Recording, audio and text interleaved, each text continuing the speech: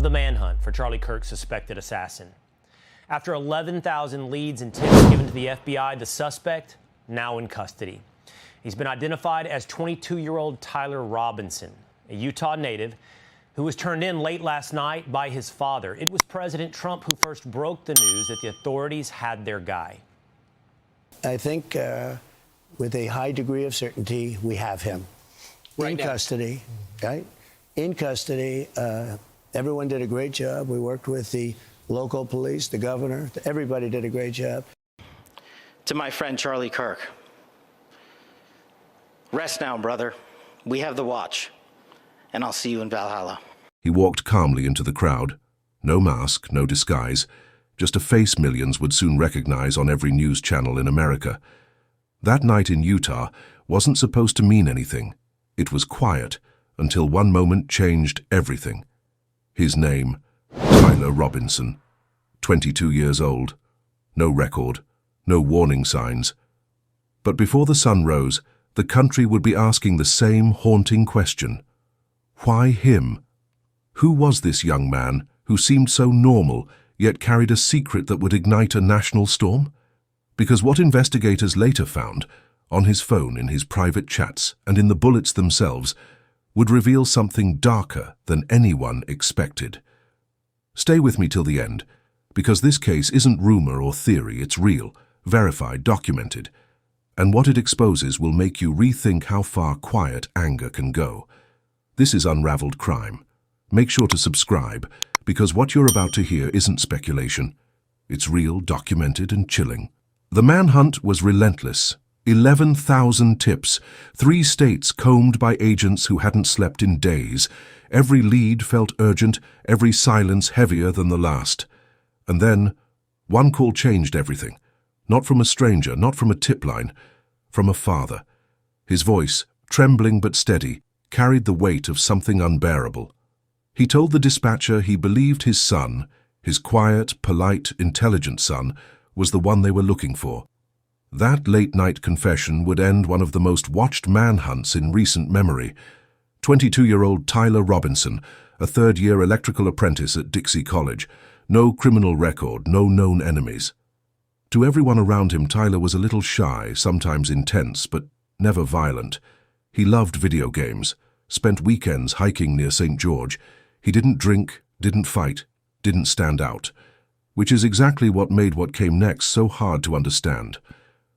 Federal agents traced his movements to a rented sedan parked off a rural road.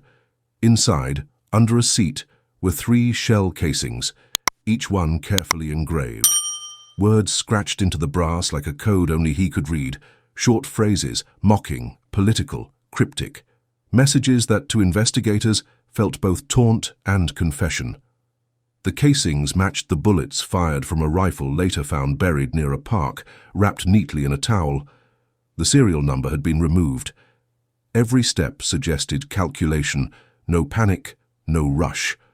Someone had planned this. Then came the digital evidence. On his phone, investigators found message threads from a Discord server where Tyler had shared his thoughts in the days leading up to the shooting. The messages read less like conversation and more like a script. Retrieve the rifle. Test scope. Watch the area. Engraving done. Each line was cold, methodical, like he was following instructions from himself. Detectives sat for hours reading the logs, trying to make sense of a mind unraveling in real time. They found memes, political rants, dark humor, even song lyrics, pieces of a person split between irony and ideology. Tyler Robinson wasn't on any watch list. He wasn't part of an organized movement, but his online life told another story. A slow descent into obsession. Posts that once sounded sarcastic grew darker. Arguments that started as debates turned into full-blown anger. He'd grown fixated on certain political figures, on culture wars, on what he saw as corruption. A family member recalled a dinner days before the attack. Tyler brought up Charlie Kirk's upcoming visit to a Utah university. He said Kirk was dangerous, hateful, spreading poison. No one thought much of it. They'd heard him rant before, but later that conversation would be recorded in the official timeline as the moment his words shifted, from frustration to fixation. Investigators would later describe the crime as studied yet chaotic, a storm of ideology, alienation and impulse colliding all at once. And it began, as so many tragedies do, quietly, inside the mind of someone no one thought capable of violence. It's the end of a long, emotional, infuriating week, and it brings with it the end of the manhunt for Charlie Kirk's suspected assassin. After 11,000 leads and tips given to the FBI, the suspect now in custody. He's been identified as 22-year-old Tyler Robinson, a Utah native who was turned in late last night by his father. It was President Trump who first broke the news that the authorities had their guy. I think with a high degree of certainty, we have him in custody, right? In custody. Everyone did a great job. We worked with the local police, the governor. Everybody did a great job. A short time later, we knew for sure. We got him. On the evening of September 11th, a family member of Tyler Robinson reached out to a family friend who contacted the Washington County Sheriff's Office with information that Robinson had confessed to them or implied that he had committed the incident. Who is Tyler Robinson? He is currently a third-year student in the electrical apprenticeship program at Dixie Technical College. Before that, he attended Utah State University for one semester back in 2021, where he was a pre-engineering major. He was living with his family in Utah, no criminal history, no party affiliation. None of this gives us any clues as to what would drive this person to commit this heinous act of violence. But we can do the math. We may not have an answer, but we do know that he was arrested on suspicion of capital murder, weapons, and obstruction charges, and is being expected to be charged on Tuesday. Officials say federal charges could be filed as soon as today. And this, as we learned this morning, more about the evidence tying Robinson to the shooting. Utah Governor Spencer Cox sharing that family members took note of his politics.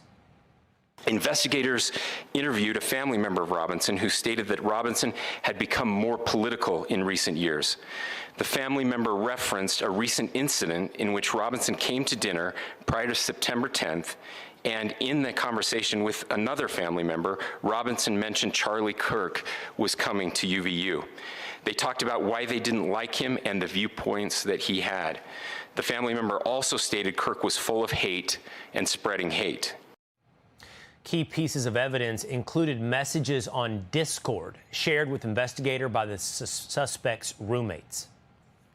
The content of these messages included messages affiliated with the contact Tyler, stating a need to retrieve a rifle from a drop point, leaving the rifle in a bush, messages related to visually watching the area where a rifle was left, and a message referring to having left the rifle wrapped in a towel.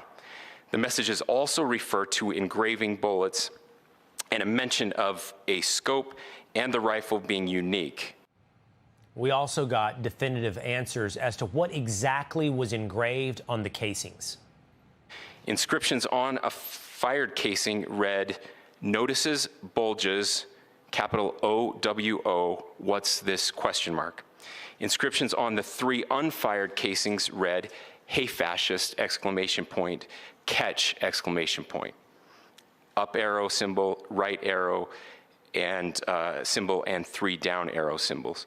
A second unfired casing read, "Oh Bella Chow, Bella Chow, Bella Chow, Chow Chow."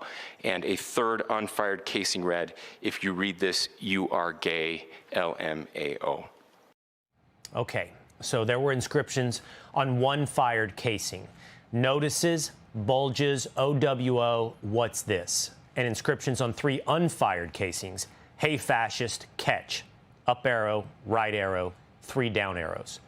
Oh Bella Chow, Bella Chow, Bella Chow, Chow, Chow. And if you read this, you are gay, LMAO. And what is this Bella Chow? Well, it's a phrase that's recently been showing up in a few places. It's an anti-fascist anthem. In 2013, it showed up at protests in Istanbul. In 2018, protests in Brazil. Ukrainian resistance to the Russian war as well saw that phrase show up. In 2022, Iranian women protesting against the compulsory hijab.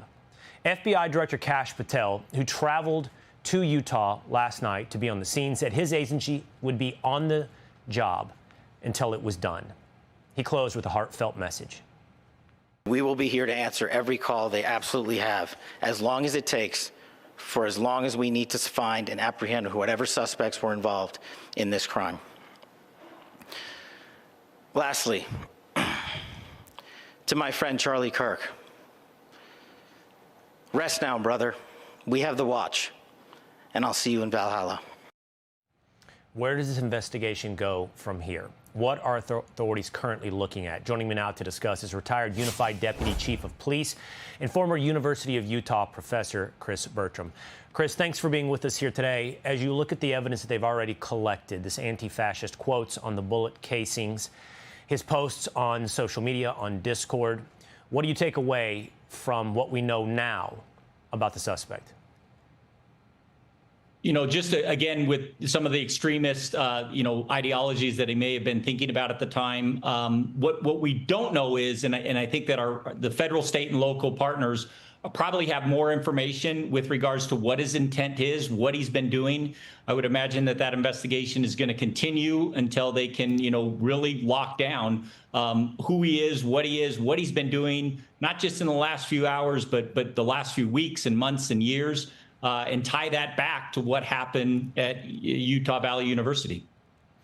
Chris, with the amount of information that we know right now, these anti-fascist inscriptions on the bullet casings, what he might have said at a family dinner, what he's saying on Discord channels, the truth is, the type of language that I'm seeing from this individual right now isn't particularly unique.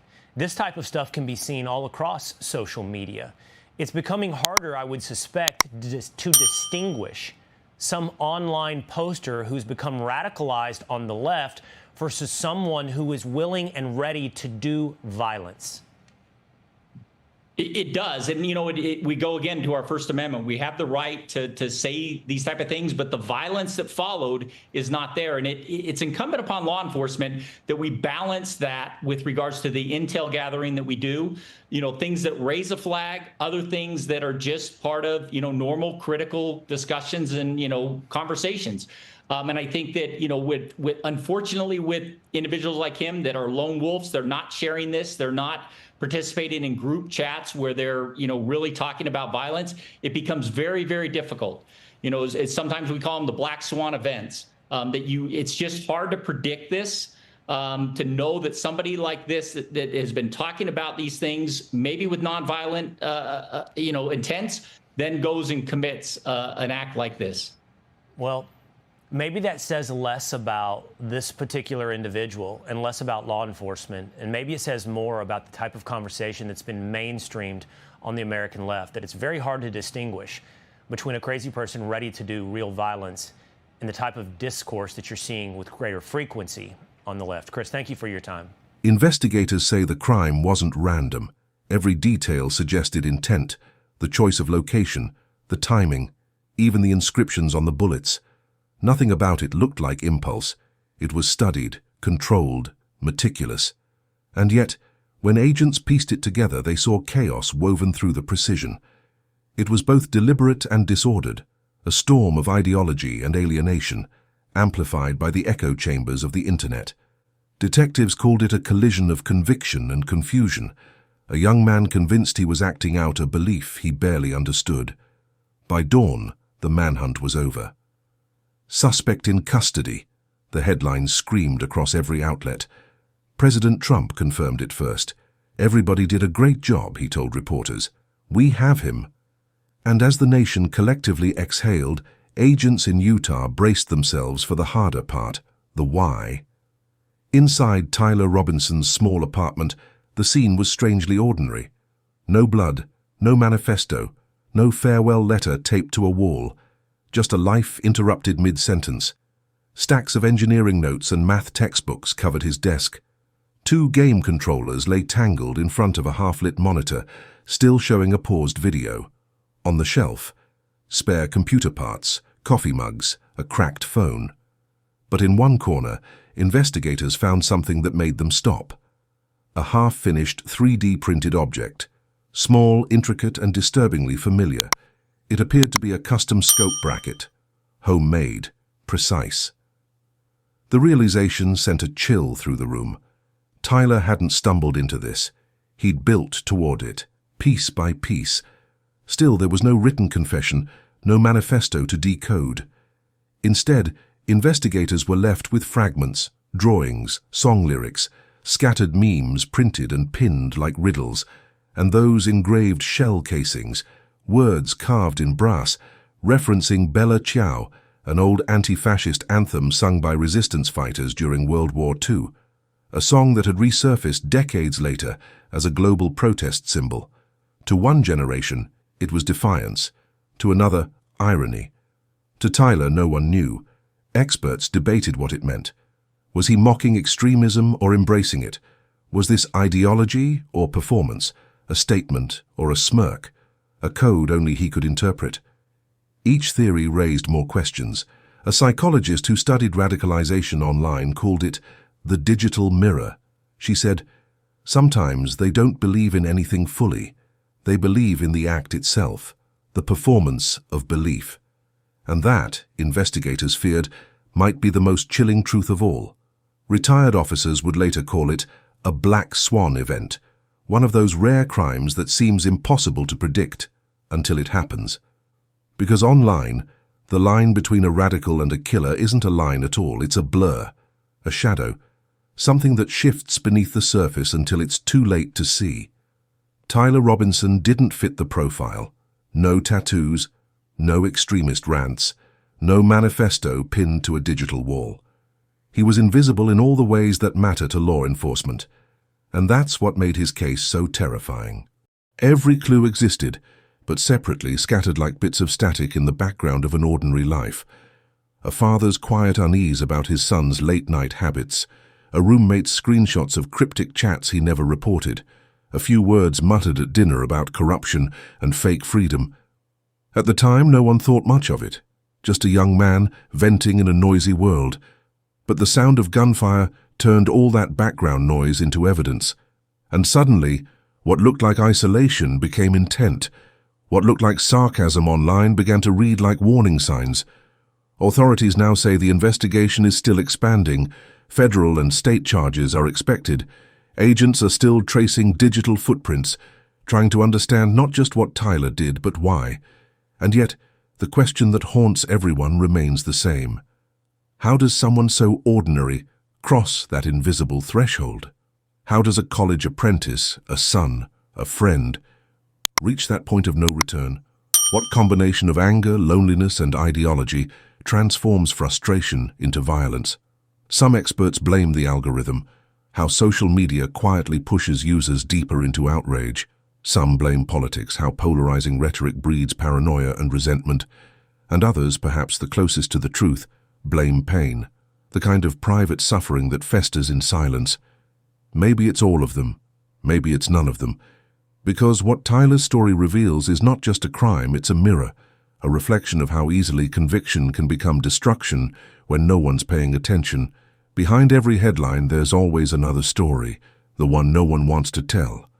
A human story, about fathers forced to call the police on their own sons, about friends who saw something strange but said nothing, about communities that mistake withdrawal for peace. And maybe in the end, that's the real tragedy. Not just what Tyler Robinson did, but how many chances there were to stop him before he ever picked up a gun. If this story made you pause, made you question, or even unsettled you, hit like, subscribe to Unraveled Crime and turn on notifications so you never miss what others try to bury. And in the comments, tell us, what do you think drives someone like Tyler Robinson? Is it ideology, pain, or something deeper? Until next time, stay curious, stay critical, and most of all, stay safe, because the truth is always closer than we think.